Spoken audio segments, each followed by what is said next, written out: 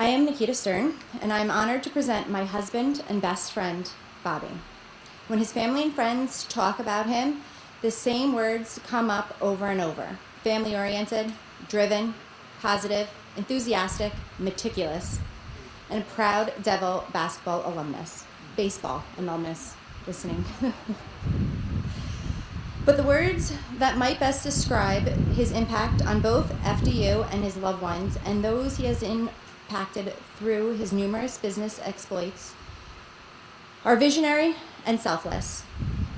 After graduating from FDU in 2008 with a bachelor's in business management and entrepreneurial studies, Bobby bounced through a few jobs until fate and his entrepreneurial spirit kicked in. After his close friend and fellow FDU graduate, Andrew Cavitolo's family's business was lost in Hurricane Sandy and his life was in shambles, they created what is now Riviera Caterers, as an offshoot to Riviera Hospitality Group that Bobby is currently the president of. Not only did Bobby team up with Andrew in business, but true to who he is, Andrew came to live with us for 3 months as he was getting back on his feet. This is when the idea for Riviera Caterers came to life, and since then, the company has grown to over 800 employees. As Andrew notes, it's not often that you meet your business partner and your wife at the same college. You see, I attended FDU as well. So you can say that burgundy and blue is interwoven through our lives in so many important ways. Bobby was, is, and forever will be a proud baseball alumnus and acknowledges that without FDU, he would not be in the position he is today. Bobby's siblings are tremendously close to him. His younger brother, Andy, refers to themselves as Bert and Ernie, and said that from a young age, he aspired to walk, talk, dress, and act like Bobby. He says, I idolized I Am Bobby Stern brand long before he was identified as a brand. Andy sees Bobby, as so many others do, as a visionary. His ability to not just conceptualize great ideas, but inspire others to support and create a vision is amazing. His older brother, Will, meanwhile, takes responsibility for bringing Bobby into this world. As Willie tells it, at 10 years old, I asked my parents for a sibling so that when I got older, I could be an uncle. Well, Santa came through and I got Bobby that next Thanksgiving. Will remembers as a child that Bobby was always meticulous and 10 steps ahead, noting that he always knew what he was doing, and if he didn't, he found a way to learn. His mind is always working. Bobby got his entrepreneurial spirit from his father, who started a daycare business with his best friend.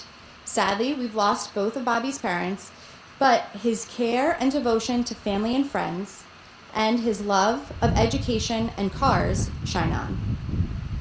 As for FDU, giving back is something Bobby does because of his experiences. His brother Andy says it best. His actions to support FDU are not only done to acknowledge the past, but to support the future Bobby Stern's walking on campus. His contributions and give back mentality are not done to hear thank you, but they are done to say thank you.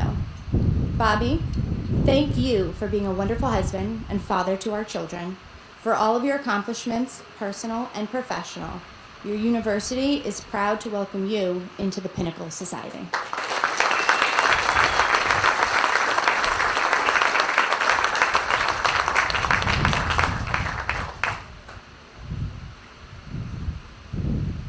Congrats to my fellow Pinnacle inductees. It is an honor to be inducted alongside such a prestigious group. And Micheline Nader, congratulations for your evening or your later award that you're going to be getting. Thank you to President Albatroni, Dean Balthazar, Mary Sakin, Jason Amor, Laura Reynolds, and the entire FDU community. It is a tremendous honor to be included in this tremendous society. As the youngest alumni,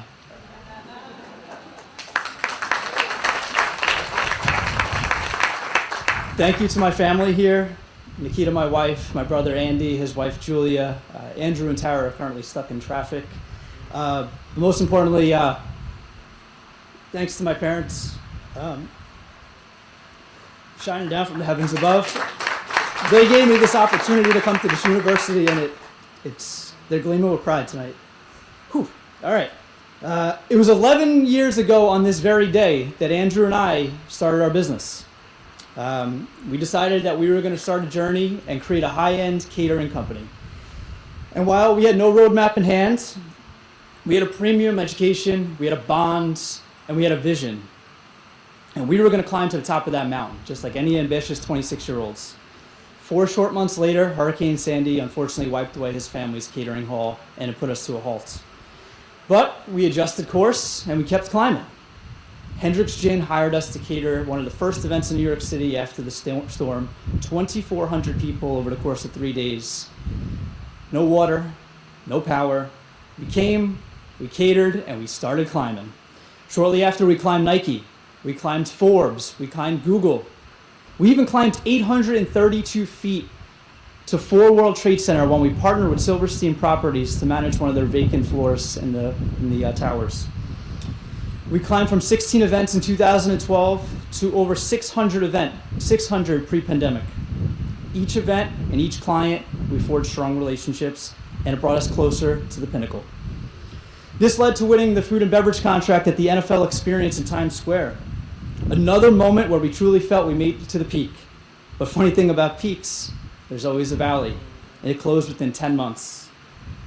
Now the parallel to business and family life, we all know that it's the same.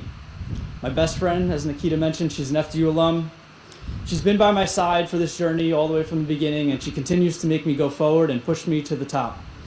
On the low side, I lost both of my parents, my mom, dad, and my grandmother, all within a 3-year period. Feeling off course without those people in my life is truly an understatement, but they did provide me with the tools to move forward and to get up that mountain. So I continue to climb.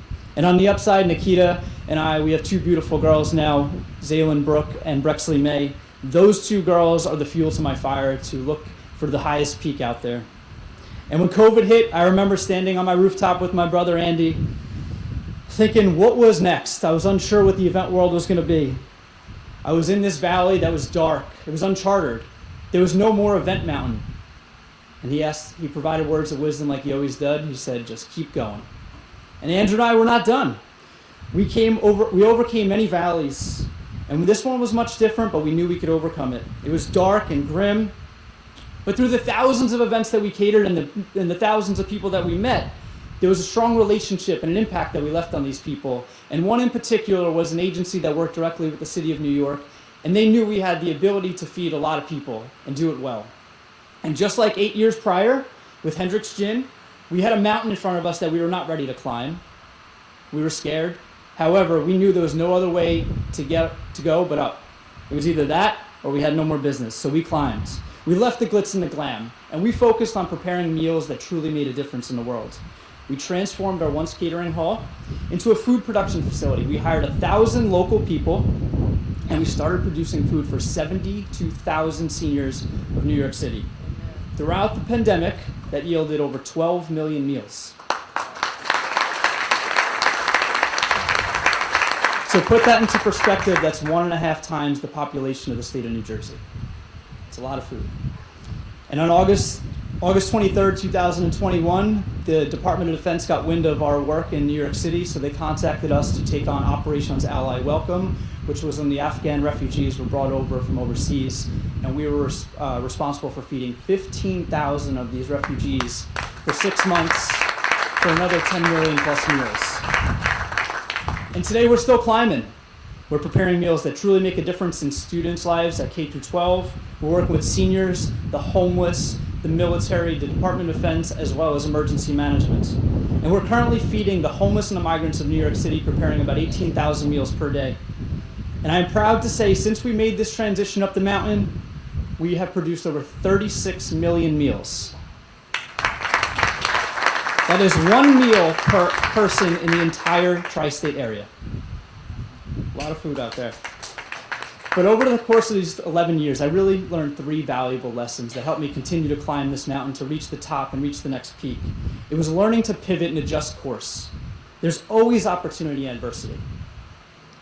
Be authentic, not only to yourself, but to the people around you. It truly makes a difference. And the most important, just keep climbing. And when there's no path in sight, make your own. And I will end on this. It is written that the pinnacle is defined by one's accomplishments about being at the peak. And over the last 11 years, Andrew and I have trenched through many valleys, stood on many peaks, but tonight, receiving the Pinnacle Award from the university that helped make this all come to life, we are honored to truly make it to the top. Thank you, and God bless.